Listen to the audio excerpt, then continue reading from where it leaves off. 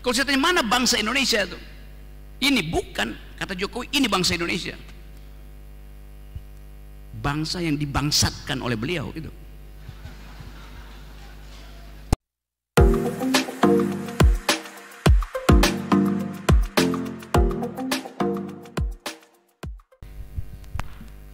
Pertanyaan yang sama bisa kita ajukan secara imajinatif. Apakah Rasul Paulus mengklaim dirinya dipersiapkan oleh Yesus?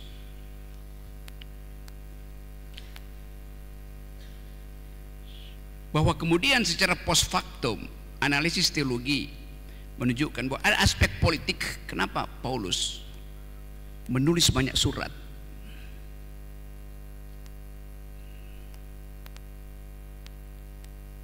Kan ini keadaan kita hari ini, kita membayangkan apa yang salah di dalam teks proklamasi, yang salah di dalam teks konstitusi, sehingga untuk membaca kitab suci sekuler kita gagal. Konstitusi ada kitab suci sekuler kita. Jadi coba kita bikin semacam reductio ad Paulusum. Reductio itu dari kata reductio ad absurdum. Reductio ad Paulusum, bahwa orang yang mengikuti Paulus dengan sendirinya mengikuti Yesus. Itu kan reduksi juga sebetulnya kan. Saya pakai radikal hermeneutics misalnya untuk membaca itu. Sebagai juga problem siapa yang mau menulis disertasi soal-soal semacam itu di dalam kaitan dengan teologi politik Indonesia hari ini. Seorang pemikir seorang pemikir Jerman, Carl Schmitt, yang adalah pendukung setia Hitler, bukunya Teologi Politik. Saya senang ada dua Karl yang sering saya baca berulang kali. Satu ada Karl Jasper, seorang psikoanalis. Tadi Karl Jasper yang mengucapkan bahwa democracy is the government of reason through the government by the people itu. Tapi juga ada Karl, jadi bayangin satu Karl tadi di Jerman menginginkan ada terobosan di dalam upaya untuk memuliakan akal sebagai fondasi dari demokrasi. Karl Jasper, sehingga di Heidelberg ada Jasper Society, itu penandanya adalah orang-orang tua di situ habis diinisiasi, dipelonco itu, diberi tanda di jidatnya itu, dicoak pakai pedang, itu penanda bahwa dia adalah bagian dari masyarakat Karl Jasper. Ada jalan Jasper Straat. Tapi tapi ada Karl yang lain tadi, yaitu Carl Schmitt, yang mendalilkan bahwa politik itu hanya disebut kejujuran kalau kita secara konkret menunjuk musuh itu, bukan secara abstrak. Jadi siapa musuh kita hari ini? Kita abstrakkan sistem oligarki. Bahkan tentang institusi kita mesti tunjuk apa isi dari oligarki itu tuh. Transaksi, siapa yang bertransaksi di situ? Kan pertanyaan bisa kita kejar kan, supaya kita tidak mengabstrakkan masalah bahwa oke, akan ada semacam wisdom turun ke bumi kita, lalu kita pergi tanya pada Pandora, ini Isdal, apakah di kotakmu itu masih ada hope, sehingga kalau semua kejahatan keluar dari kotak Pandora itu, hope remains, harapan masih ada di situ. Jadi permainan narasi di kita sebetulnya juga secara tidak sadar kita dibujuk untuk menerima narasi yang abstrak terhadap tentang politik gitu. Karena itu tadi Romo bertanya, boleh nggak kita berantakkan dulu negeri ini? Ya boleh aja. Dan demi itu mestinya kita tuntun radical break di situ. Negeri ini terlalu besar. Bahkan saking besarnya Jawa nanti akan ditambah lagi 10 provinsi itu. Jadi 15 provinsi itu. Saking besarnya kabinet sekarang akan dibikin dari 37 jadi 41, tambah lagi, Pak. Padahal kita mesti lebih efisien. Bikin aja di negara bagian Flores, negara bagian Jawa, negara bagian Sulawesi. Kenapa kita takut? Nanti ini bubar negara ini.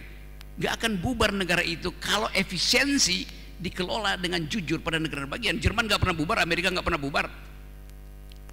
Coba kita bayangkan misalnya dari lelaki dari Lembah Romo ini, para lelaki dari Lembah Romo ini mendalilkan sesuatu yang akan jadi public opinion alternatif. Kita bikin Indonesia ini negara persemakmuran, pakai kata persemakmuran, diikat dengan kesepakatan bahwa kita dari awal memang majemuk, nggak bisa dipaksakan itu.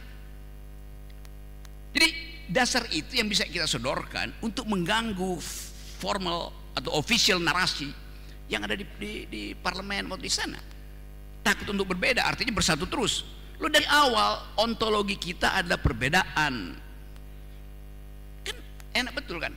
Tetap negara ini adalah persemakmuran Indonesia, diatur secara otonom kan? Itu intinya tuh. Jadi sekali lagi kalau ditanya, kan semuanya agak pesimis. Apa dasarnya? Mulailah dengan tadi higher than actuality stands possibility. Kita olah posibilitas itu tuh, supaya ada narasi tandingan di negeri ini. Jadi jangan narasi itu dikit-dikit persatuan. Apa artinya persatuan? Di dalam persatuan bahkan mesti ada cross cutting loyalties, overlapping consensus. Ini nggak ada. Jadi bersatu demi apa? Lama-lama persatuan itu jadi das ding ansih gitu, menggeletak begitu aja tuh, tanpa disentuh oleh kesadaran. Kan itu yang memungkinkan kita tadi, betul, saya merasa nausai, muak dengan keadaan, dan semuanya orang yang makin muak melihat keadaan semacam ini kan. Jadi sekali lagi, mumpung saya ada di sebuah institusi yang dididik dari awal untuk questioning, mempersoalkan, mempertanyakan. Jadi kita radikalkan pertanyaan itu sampai pada akhirnya kita usulkan satu proposal alternatif itu. Hanya dengan mengganggu narasi resmi kita bisa ucapkan keinginan kita. Saya kira itu soalnya, dan anggap aja ini semacam intellectual discourse, upaya untuk menyelesaikan paradigm, konflik paradigma di kepala kita. Nanti bahaya, nanti segala macam hal tumbuh di situ. Tetapi kalau kita katakan kami akan mengajukan satu radical ideas berbasis pada pengetahuan sejarah Indonesia, berbasis pada pengetahuan sejarah dunia tuh. Seringkali dianggap Indonesia unik. Indonesia nggak punya sejarah. Sejarah Indonesia bagian dari sejarah dunia. Kalau nggak ada perang Pasifik kita nggak merdeka. Kalau nggak ada ketegangan perang dingin, negeri ini jatuh jadi komunis misalnya tuh. Kalau tidak ada krisis moneter yang diprovokasi oleh pemain financial market di barat, nggak ada reformasi. Jadi kita mesti lihat bagian dari sejarah kita. Sejarah kita hanyalah bagian dari sejarah dunia. Kita bayangin ada rohnya Hegel lagi mondar-mandir di atas kita, supaya dia jangan jadi absolut, biarkan dia tumbuh di dalam upaya untuk menghasilkan kembali narasi kemanusiaan. Jadi metodologi di sini, kalau kita capek untuk membaca secara letterlek Pancasila, letterlek, pakai aja hermeneutic of suspicion. Dengan dugaan kuat kita bisa mengucapkan kembali dalil baru kan. Tetapi tentu dengan kematangan intelektual. Itu bedanya apa yang saya bicara di sini, kita bisa dengan apa yang dipercakapkan, yang sekarang lagi dipercakapkan di Jakarta, bagaimana menyusun kabinet dan ditaruh aja orang-orang di situ kan. Coba separuh kabinet Pak Prabowo bilang, Pak Prabowo datang ke sini dan dia dengar ini, berantakan semua kabinet yang dia lagi bayangkan. Apa fungsi dari desain visual sebetulnya? Kan dia ekspresi dari desain virtual di kepala kita lalu jadi desain visual. Apakah seni bisa jadi instrumen atau bahkan instalasi untuk perubahan? Anda tentu yang belajar desain visual tahu orang yang namanya Marcel Duchamp, tahu kan? Yang menggambar toilet, tahu ide itu kan? Kan seluruh di dalam filsafat seni namanya Dadaism, betul nggak? Dadaisme, dadaism. Dada artinya olok-olok tuh, dada. Jadi satu waktu Marcel Duchamp ini dia lihat toilet jongkok ya mungkin di Informa apa di toko bangunan di sini. Dia bawa pulang itu, dia ubah jadi barang seni yang menimbulkan tadi kejijikan, menimbulkan protes. Karena biasanya barang seni itu adalah porselen. Tapi bagi Marcel Duchamp, prinsipnya adalah politis. Kesenian itu tidak boleh hanya dinikmati oleh mata, tapi juga oleh otak. Karena itu dia ubah bahwa sesuatu yang menjijikkan sebetulnya dalam tafsir teologi liberasi misalnya, justru itu yang membangkitkan harapan bahwa kita pada akhirnya harus bergaul dengan kejijikan, apalagi kejijikan politik. Kan poinnya begitu selalu kan. Jadi sebetulnya seni selalu mengucapkan sesuatu yang ya mungkin dalam pengertian Nicolas Berdyaev tadi,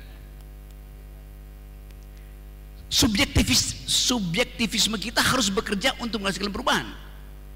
Kata Berdyaev, cinta itu hanya disebut cinta kalau Anda yakini sepenuhnya dan Anda tidak perlu ikuti definisi cinta orang lain dan atau yang ada di ensiklopedia. Jadi subjektivitas itu adalah energi untuk menghasilkan perubahan. Subjektivitas itu tiba di dalam karya seni itu. Kita bisa perluas pengertian itu bahwa Indonesia terlalu estetik dengan prinsip persatuan itu. Kita mesti dekonstruksi estetika itu. Bahwa hidup yang bermutu adalah kalau ada kedamaian, penghargaan pada manusia. Saya tadi malam tidurnya sangat pulas, berdamai dengan semua problem karena dapat setengah botol moke-moke.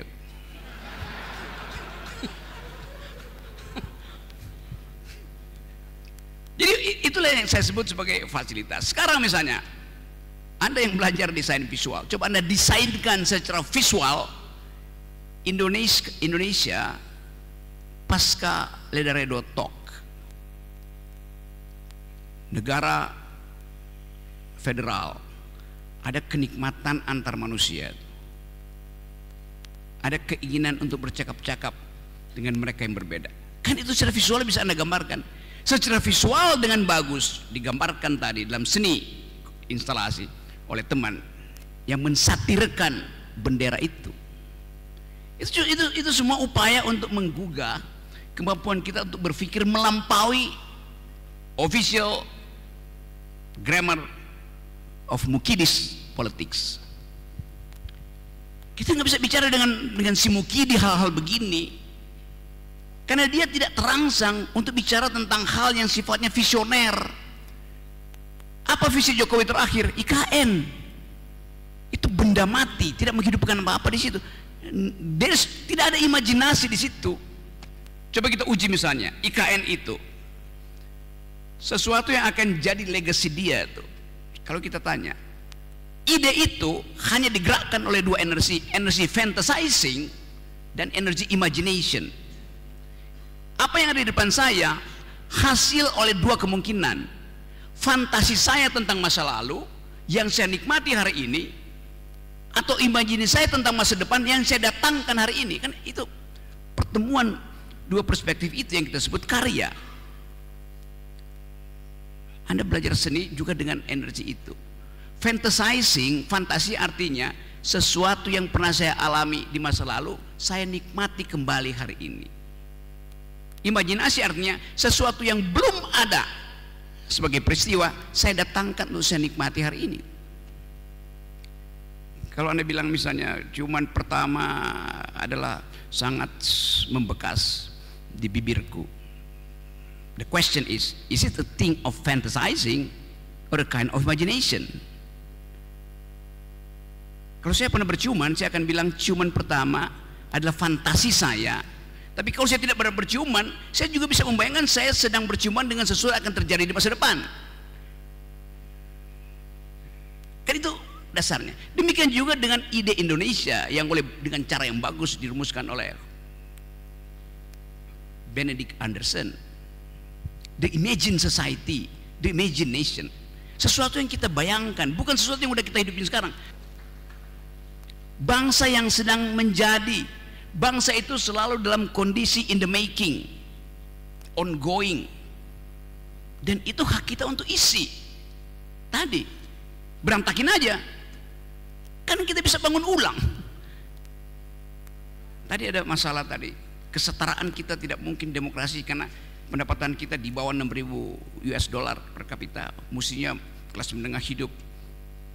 Loh, di awal kemerdekaan itu ide kita, fantasi kita tentang kemerdekaan, kebebasan itu adalah 2 tahun 3 tahun pertama ketika kita merdeka, dengan partai yang ditumbuhkan secara cepat-cepat oleh Muhammad Hatta melalui undang-undang nomor X, karena dia nggak tahu nomor berapa undang-undangnya, kasih nomor X, yaitu dirikan partai politik, hidupkan kemajemukan, bikin pertengkaran akademis. Pemilu 55 itu pemilu yang paling damai, paling keren, karena di situ yang bekerja adalah the force of the better argument, bukan force of the sentiment. Sekarang politik itu sentimen semua isinya kan, nggak ada semacam percakapan yang basisnya argumentatif itu. Jadi sebetulnya itu yang saya maksudkan, Pak. Ini Ledaredo ini kelebihan IQ, surplus IQ. Metodologinya lengkap, dari desain visual untuk memvisualkan negara baru, dari fondasi filosofi untuk membongkar fondasi-fondasi kuno di dalam politik. Kita punya semua peralatan metodologis itu. Karena itu saya ingin jadikan, biarkan IKN itu jadi ibu kota negara, tapi mau mere jadi ibu kota pikiran.